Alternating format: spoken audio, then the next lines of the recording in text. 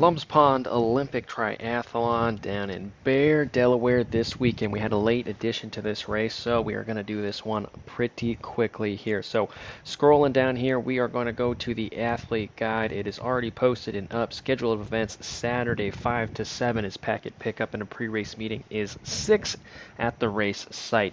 Sunday arrival time, they say don't be later than 7 to be there. Transition opens at 6, packet pickup from 6 to 7, and the transition closes by 7:15 with no exceptions. Head to the pre-race meeting or at the swim start. 7:30 is the start for the Olympic, which we are talking about here. 10:30 the bike course closes. Olympic awards are at 11:15. So let's get into some nitty-gritty details. Parking and race site layout. You can find this at page 3 of our athlete guide. We have our run start right over here. Our bike, the in and out, is right here the same way. And we have our swim start and then our swim finish. Note the long transition, T1 right here. Might want to take a look at that on race morning when you are walking down to race start. Realize that you should already be in race mode and you should be identifying key areas to watch out for or to go towards on race day. If there's a softer patch of grass that's a foot or two out of the way, might want to go to that, then the sticks and the roots. So make sure you are paying attention on the way down. Don't just get down there. Pay attention on the way down there. There you go. Race site address is also on page 4. Packet pickup / athlete check-in. What is required by you is on page 4. Then they have a couple of things here like course cutoff times and the transition areas. That is on page 6. All bikes must be racked and transition preparated completed 15 minutes before the start of the first swimmer. No overnight racking. Bike racking is a first come first serve at this race, with each 10-foot section should be holding 6 bikes, 3 per side, so it should be spaced out enough to allow you to move around a little bit here. They also take a note to say that once the race is over, many athletes are still racing, so just be courteous of that. Race numbers on page 7, where to wear them, bibs, helmets, and your bike frame. The timing chip, left ankle, body marking. There is body marking at this race here, so make sure you get that before when you check in. Aid stations, there are none on the bike course and on the run, 1 to 1.5 miles apart. They are separated and they have water and Gatorade there, and they do make a special note to have ice listed as well there. Results in athlete tracking, you can find that scanning the QR code. USAT penalties, always a good one to check out. Page 9, make sure you know the rules before going out there on race day. Wetsuit rules are listed on page 10. 78 or below, wetsuits are allowed. 78 to 83, participants can wear them at their own discretion. 84 and above, wetsuits are not permitted. Okay. I think this is going to be a wetsuit-less race, but you never know, unfortunately. Page 13 is our swim info. The Olympic features a 2-loop swim course out there, and there's a time trial. Starts 2 athletes every 2 to 3 seconds, so it's going to be quick. Make sure you match up with who you want to race with out on race day, okay? There's a 250-meter run from the swim finish to transition, like we just talked about, and they do also say you may want to bring shoes and or flip-flops out there. That is a personal decision. I can't really tell you what to do there. We'll talk on a personal basis. All right, bike course listed on page 14. 3 loops on this course, a unique course which we will talk about. So just be prepared for that. And then rules and etiquette are also listed, and the run is on page 15. This is a 2-loop run course. I believe this is going to be a little bit longer of a run, but again, we will talk about that in a second. So this is the swim course here. A couple things to note before we talk about that. I don't really know which direction this is going to go because they talk about swimming parallel to the shore for 250 meters. If we look at our guide here, we have ourselves going in the opposite direction here. So I'll talk about both for a second here. Olympic, either way, it's not going to matter if it is as written here. Then it's going to be very, very tight here, and this turn is going to be very, very busy. All right, on the way down here, things will loosen up, but you should not. You should stay on the gas until this far corner here before deciding to calm down a little bit or maintain. If you are arriving here with no one around you and you are squarely in the lead, that's going to be a self-conversation. Are you ready to keep this pace for the rest of the race? If you arrive at this corner surrounded by a bunch of people, you're going to have to make a decision if you want to sit tight or push the pace a a little bit more to kind of thin the herd a little bit. After this third turn out on this swim course right here, things will start to space out for sure. You should have like-minded individuals around you at this point in time, and those are going to be your swimming buddies. You should view them as so and not swimming competitors here. Use them to help you get around this rectangle here. And as you get through the first loop here, you should be pretty hunky-dory with them, because you're going to be stuck with them pretty much until this corner here or here, right? Someone's going to make a move. You're going to have to be paying attention to not fall off the pace. If you do want to surprise them, this first turn onto the second loop is not going to be the place to do it. It's going to be here or here on the second loop. I would probably target here and then just maintain if someone really pushes the pace there, or a group of people start to push up the swim here, up the water. Then I would stick with them as best as possible and just kind of come out of the water with them. By this point in time, your swim isn't necessarily done, but the major tactical advantages are here, unless you're saving a ton of energy for a late leg push. Now, if you are doing this in reverse, then it's going to be the exact same thing, just in reverse. This picture here, you can see the wind is blowing right through here on this day, and it looks like it's blowing this way, right? Because this whole water is calm, and this water is not really aggressively wavy, but it definitely is getting pushed around from the wind, and this side is not. So just keep that in mind. Last leg here, and this is going to be the only real difference out on this one. If it is as written here, and this is the last side of our swim, again, remember what I talked about, people really kind of trying to push here. Let them push, just ride their coattails a little bit is what you really want to be doing. And if you're kind of alone, you just want to stay your pace. If they are slowing down, this is going to be an exception to our rule that we talk about here, where you do have kind of a green light to not totally throw down, but you definitely want to maintain your pace. And if you feel yourself slowing because of other people, you need to get around them, okay? Swim your pace unless it's a major group that you're coming to T1 in. If you're coming to T1 with 5 to 10 people, yeah, just swim their pace. If you're coming to T1 with 3 or 4 people, 2 people, then you need to kind of just do your own thing here a little bit. If we are going the opposite way and you are noticing that people are slowing right around this area out on the race course, then what you do want to do is start to make one last move here. I know it's a little bit different, and then once you get to this buoy here, you're going to start to kick your legs a little bit before you get back into the bike. Now, the bike is a little unique here, and we're going to talk about this. The first thing is we got a 3-loop course. It is a clockwise loop. Heading over to our best bike split area, and we take away our speed, because that is just going to be noise on this course here.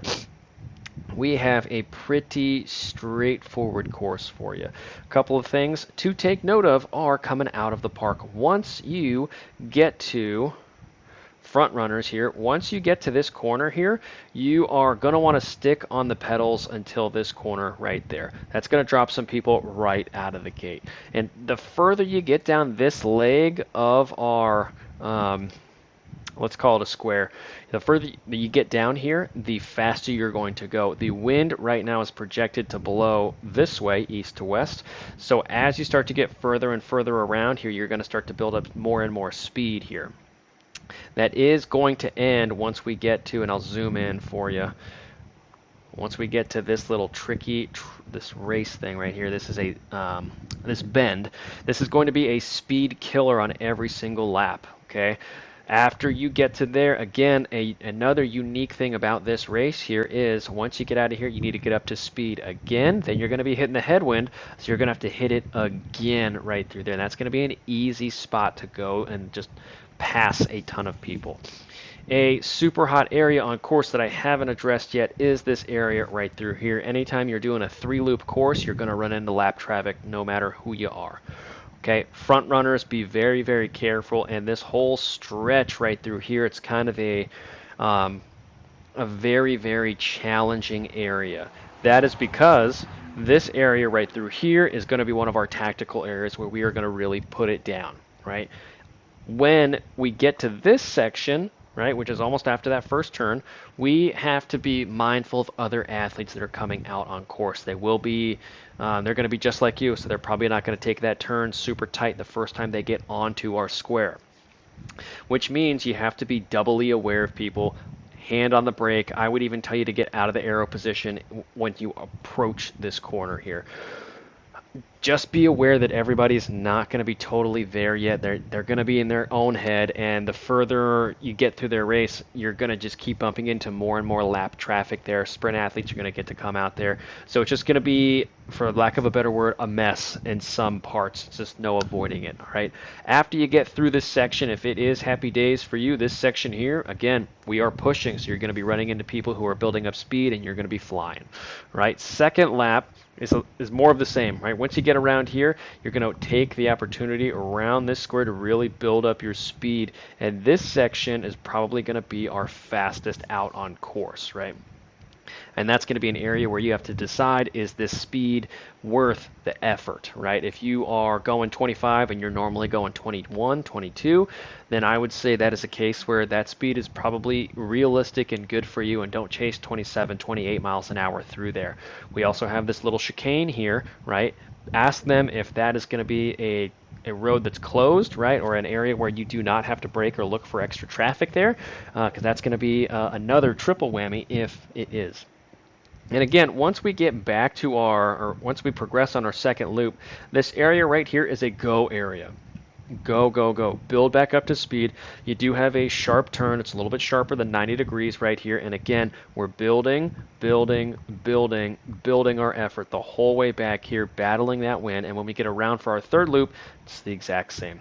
It's the exact same through this whole section right here. And this is going to be our last real opportunity to push right here. And I do want you to push on this third lap again, no matter if you're a front runner or someone that's coming back in the rear. And you're going to do that until you get to this square or this turn right here. And this turn is probably the only time you're going to hear me say this outright. I want you to take this a little gingerly, just in case you have a couple of slower athletes coming, going on the wrong side of the road, whatever it is, right? Just be very, very careful here, no matter what lap you are on.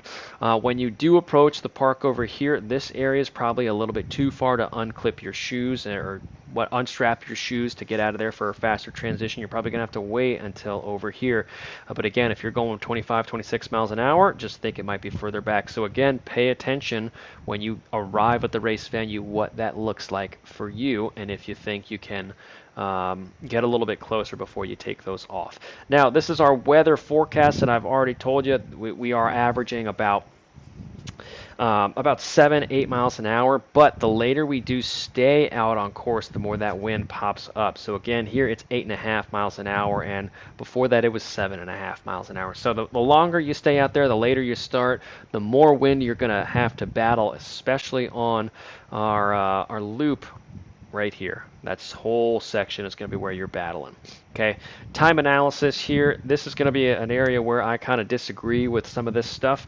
And again, these ticky-tacky areas that I tell you to really chase, we are talking 1.5 seconds for a minute and a half here. And then that just keeps rolling again and again and again. But the real bang for your buck is going to be what we talked about, getting back up to speed, building up here, and really driving this first section to get back up to speed before you are really battling the headwind and the other athletes right there. That's going to be where you really, really separate yourselves from other athletes out on course in those two areas right there.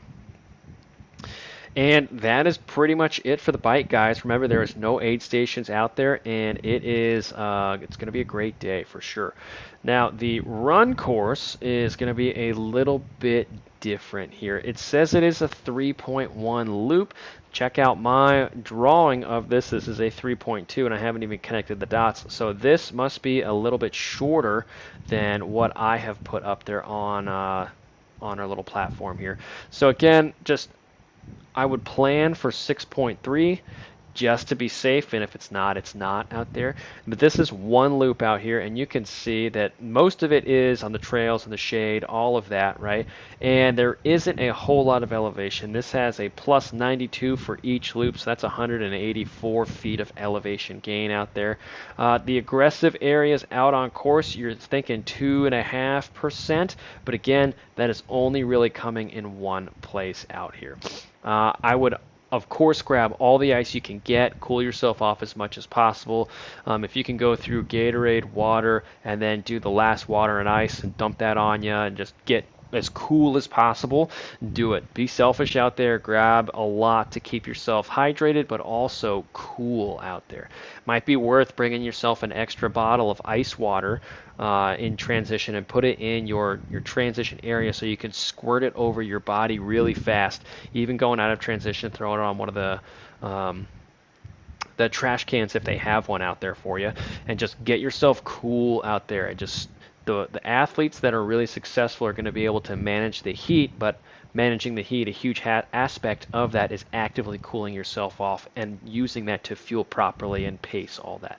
So this is our run course. This is it. If you have any questions, reach out to me, but the run is pretty straightforward. It's very shaded. You're going to be able to lose yourself very easily out there. If you are chasing someone, it's going to be a little bit harder for you. All of these zigzags, the person in front of you is going to be able to get lost very easily, especially on that second loop when more people join you. If this is going to be another case where it's kind of the opposite of what I normally tell you. Most times you want to kind of build into this effort. If you are in the lead or you think you're leading your friend or whatever, what you really want to do on a course like this is you want to build up as much time away from you before these lines get really spaced out. Nothing is more demoralizing in an Olympic if you're over here, right, and your friend, your competitor, whoever they are, is way back here and they can't even see you. Nothing is more demoralizing than that.